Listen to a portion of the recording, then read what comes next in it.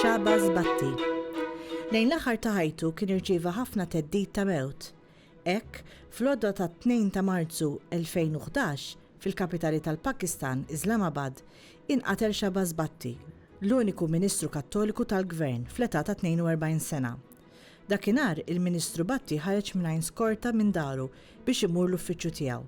Meta l-karozza tiegħu twaqqfet minn grupp ta' irġiel armati b'wiċċhom motti li kienu f'karozza oħra.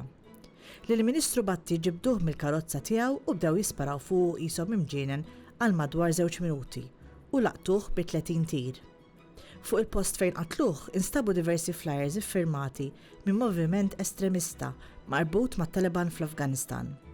Bhatti spiċċa fil-mira ta' dawn il-fundamentalisti għax fost l-oħrajn ftit xhur qabel kien beda jiddefendi lill-Asia Bibi, il-mara u nisranija li ġiet ikkundannata għall-mewt għax akkużawha ġustament li ma qadret lill-profeta Maomettu. Shahbaz Bhatti twieled fl-1968 f'familja nisranija f'Lahore fil-provinċja ta' Punjab. Wara l-istudji tiegħu, Bhatti daħal mal-Pakistan People's Party. Il-ħiliet tiegħu mill-ewwel ġibdu l-attenzjoni ta' min kien imexxi l-partit, speċjalment ta' Benazir Bhutto. Infatti Bhatti kien mal-eks Prim Ministru Bhutto meta din inqatlet fl-2007 flimkien ma' mart il-President Zardari, li kienet għadha kemm ġiet lura mill-eżilju l-volontarju tagħha xarejn qabel. Fl-2008 Bhatti nħatar Ministru għall-Minoranzi. Bhatti kien ilu magħruf għall-impenn tiegħu favur dawk li kienu l-aktar diskriminati u kien jiġġieled tad-drittijiet umani f'pajjiżu.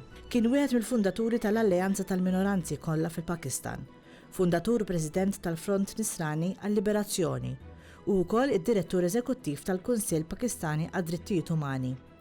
Kien irċieva diversi unuri fosthom il-Premju Dinji Simbolu tal-Paċi fl-2010. Fi żmien tiegħu bħala Ministru tejjeb qatih il-qagħda tal-minoranzi reliġjużi. Beda kampanja nazzjonali biex jippromovu l-armonija bejn ir-reliġjonijiet. Ippropona leġiżlazzjoni li ma tippermettix diskors ta' mibeda.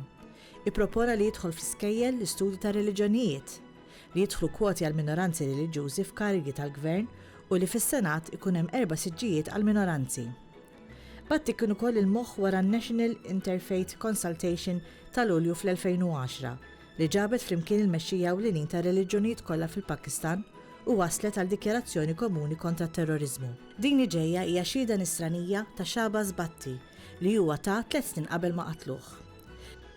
The forces of violence, militant band organization, the Taliban and pro-Al-Qaeda, they want to impose their radical philosophy in Pakistan, and whoever stand against their radical philosophy, they threaten them. So these threats and these warnings cannot change my opinion and principles.